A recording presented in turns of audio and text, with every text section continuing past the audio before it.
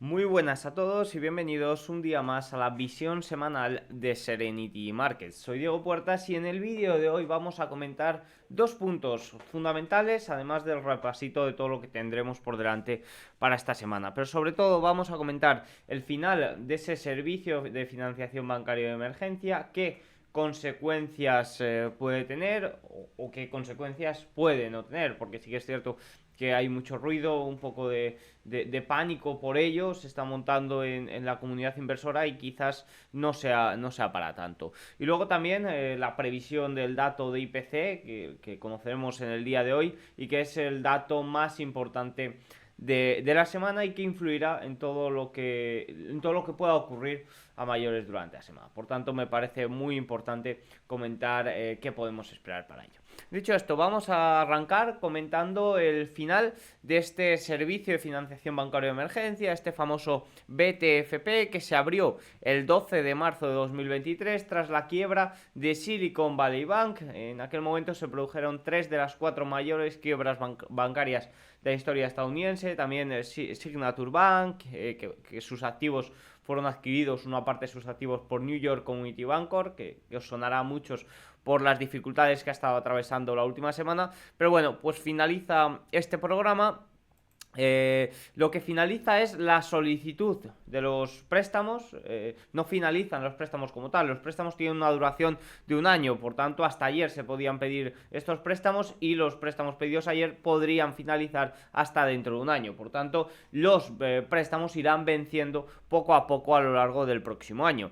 Desde que se limitó el arbitraje, recordemos que desde mediados de noviembre, vamos a poner inicios de diciembre hasta mediados de enero, los bancos se estaban beneficiando de hacer arbitraje, es decir, pedían solicitado a este BTFP, a este Servicio de Financiación Bancaria de Emergencia, un préstamo, o sea, un tipo de interés inferior del que podían recibir en la propia Reserva Federal. Esto era debido a las altas expectativas de bajadas de tipos. No sé si recordáis que de cara a inicios de año 2024 se pronosticaban incluso 8 bajadas de tipos para el año 2024. Una auténtica locura. Luego esto ya se fue estabilizando, pero antes de ello sí que es cierto que la Reserva Federal puso un cupo y ya no se permitía hacer ese arbitraje que estaba beneficiando tanto a los bancos regionales. Sí que es cierto que desde que se capó este arbitraje, que lo vemos por aquí, no ha habido mayores solicitudes de los préstamos, por tanto podemos sacar la conclusión de que los bancos regionales realmente no están en una mala situación. Y otra opción también sería pensar que los bancos regionales sí que están en una mala situación, pero que debido a que no están gestionando bien el riesgo, no están solicitando mayores préstamos. Que esto parece un poco loco, que dices, ¿cómo tú puedes decir que no están gestionando bien el riesgo? La verdad es que los bancos regionales están teniendo unos grandes problemas de riesgo. Están fallando mucho en la gestión de riesgo, lo estamos viendo con esos bonos, esa pérdida de valor de los bonos que está provocando grandes problemas en muchos bancos, incluso llevándoles a cobrar. Lo estamos viendo con esos bienes inmobiliarios comerciales que están teniendo también una gran pérdida de valor, y eso está afectando a los bancos regionales. Claro, aquí puedes echar culpas fuera y decir el problema es de la drástica subida de tipos, el problema es de la pérdida de valor de los bienes inmobiliarios comerciales, de que los patrones de consumo han cambiado tras el COVID-19, pero lo cierto es que el verdadero problema lo tienen los propios bancos regionales y su gestión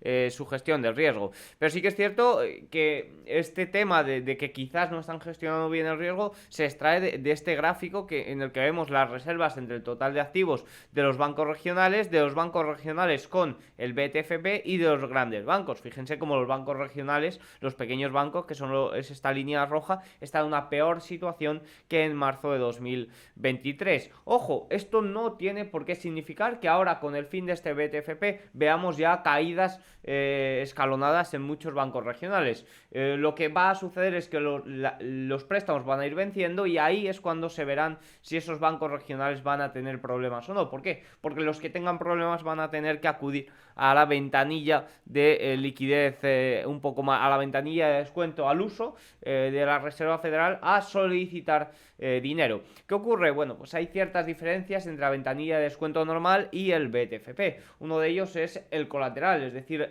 lo que aceptan a cambio de dar esos préstamos. ¿Qué pasa? Pues que el BTFP aceptaba un poco incluso sin colateral, ya que el Tesoro te prestaba dinero para ese colateral y poder acceder a los préstamos. También una diferencia bastante clara es que en la ventanilla de descuento los activos se valoran a mercado, es decir, que los bonos habrían perdido una gran parte del valor y muchos bancos regionales no podrían haber accedido a ese BTFP, y en la ventanilla de descuento pues se valora a...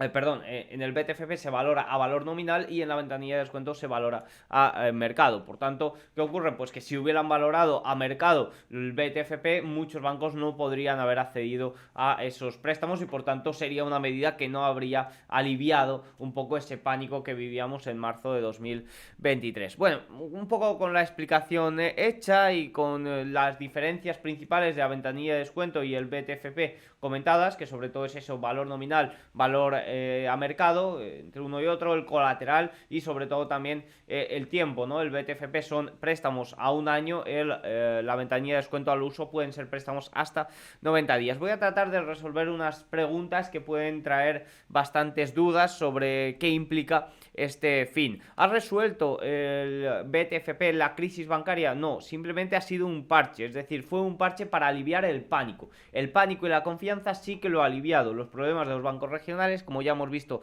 en este gráfico, siguen persistiendo, siguen existiendo. ¿Qué ocurre? Que sobre todo el problema está en el pánico, porque cuando hay pánico no van a caer solo los bancos regionales que tengan que caer, que hayan hecho una mala gestión de riesgo, sino que pueden caer otros bancos que realmente estén saneados. ¿Por qué? Porque cuando hay pánico, si hay ventas de acciones masivas o si hay salidas de depósitos masivas, ningún banco, por muy saneado que esté, puede hacer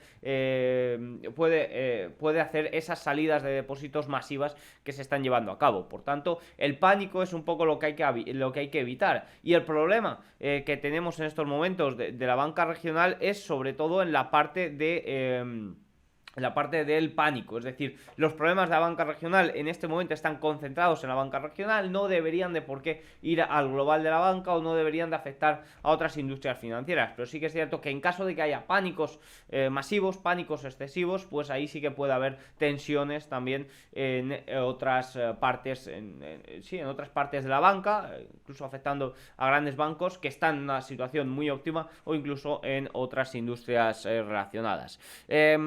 ¿Qué implica el fin del BTFP? Pues el fin del BTFP, como ya he explicado, implica el fin de solicitar estos préstamos. No es el fin de los préstamos como tal, es el final de la solicitud de los préstamos.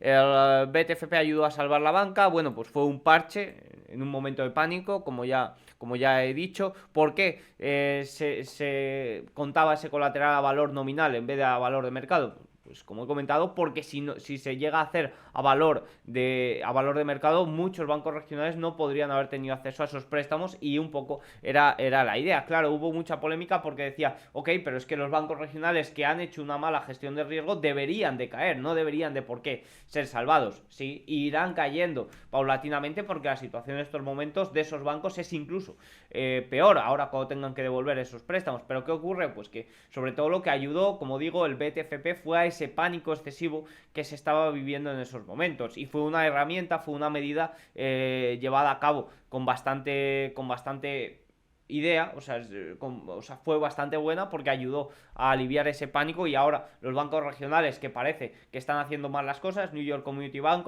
aunque la situación de New York Community Bank es un poco distinta porque su problema viene de que ha aumentado de tamaño y por tanto las regulaciones son mayores, pero bueno, empresas o bancos regionales del uso que estén pasándolo mal, pues lo pasarán mal y habrá mayores fusiones y adquisiciones bancarias. Lo decía Jerome Powell la semana pasada que los bienes inmobiliarios comerciales se van a llevar por delante a más a más de un banco, ¿no? Por tanto, no debería de ser un error, no debería de ser un pánico excesivo, sino simplemente que los bancos que lo están haciendo mal, pues deben sanearse, debe haber un saneamiento en la banca y deberían de caer. ¿Habrían caído más bancos sin el BTFP? Sí, como digo, y no solo habrían caído los bancos que lo habían hecho mal, sino que existía, debido al pánico, ese riesgo de que caigan también bancos que están en una buena situación debido al pánico. Por tanto, me parece que fue una muy buena medida. Y claro, ahora, ¿qué es lo que hay que mirar para ver cómo está la situación de la banca? Pues la situación de lo que hay que observar es esa ventanilla de descuento. Si hay mayores solicitudes de la ventanilla de descuento, pues evidentemente los bancos regionales seguirían en grandes problemas. ¿Qué ocurre? Que habrá bancos regionales que no podrán acceder a esa ventanilla de descuento debido a que su colateral a valor de mercado es muy inferior del valor nominal y por tanto no podrán acceder a esa ventanilla de descuento, y esos bancos muy posiblemente tengan que verse en problemas, tengan que aceptar fusiones, adquisiciones por parte de otros grandes bancos que estén en una mejor situación. Por tanto, y lo que quiero que se traslade este mensaje es que el problema de la banca regional en estos momentos es eso, regional, y no debería de por qué afectar a otros bancos o a otras industrias financieras. El problema estaría en pánico. En caso de que haya ruido excesivo y un pánico bastante excesivo, ahí es cuando podría haber grandes problemas. El tema de liquidez de momento no parece ser un problema. Para el 20 de marzo, esa reunión de la Reserva Federal, es muy probable que ya haya comentarios conforme o de vuelta al QE, como se llevan haciendo comentarios ya unas cuantas semanas. Por tanto, existe ese paraguas de que en caso de que haya problemillas, de que haya pánicos, pues se pueda dar un mensaje mucho más mucho más en la línea de un QE rápido. Por tanto, eso es un poco un paraguas o un salvavidas que tenemos el 20 de marzo. Más cosillas previa del IPC. Bueno, el día de hoy conoceremos el dato más importante del mes, junto a ese dato de PCE, de inflación por el lado del consumo personal, que conoceremos a finales de mes. Pero sobre todo es importante, ¿por qué? Porque en enero vimos un salto en el dato de inflación, al consumidor bastante fuerte, como dice Goldman Sachs, debido a aumentos de precios de inicios de año no contados en ajustes estacionales, y también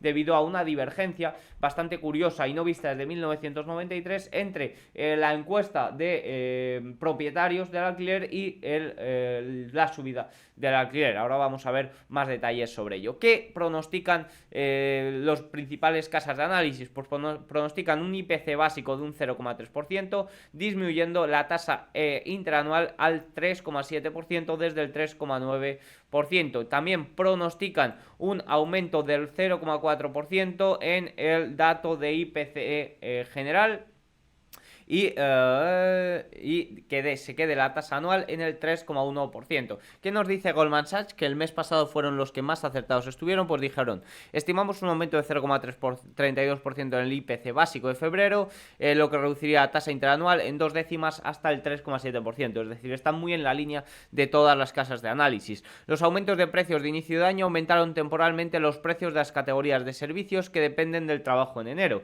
Aquí dice ese aumento de precios por inicios de año que he comentado. Y con este efecto de enero ahora detrás de nosotros, pronosticamos un retorno a la tendencia de inflación anterior. Es decir, nos está diciendo que espera que lo de enero sea simplemente un movimiento puntual, específicamente para los servicios de atención médica, cuidado personal, reparación de automóviles y guardería. Sobre todo la atención médica era un gran salto que tuvimos en el mes de enero. También asumimos una disminución en la categoría OER después de una volatilidad excesiva de enero. Esta es la divergencia por el lado del shelter, por el lado de inflación de la vivienda que vimos en enero. Fíjense, se estima un 0,47 para el OER y un 0,42% para el alquiler. El OER es una encuesta que también cuenta en la inflación que se hace a los propietarios de alquiler. Fíjense lo que salió en enero. Salió un 0,56 de OER y un 0,36% del dato de alquiler como tal. Es decir, ahí hay una divergencia muy grande. Fíjense que para este mes se espera que vaya muy en la línea. ¿Qué pasa? Que cuando hay una divergencia tan grande, el shelter suele tirar a sorprender más de lo esperado. Por tanto, si sale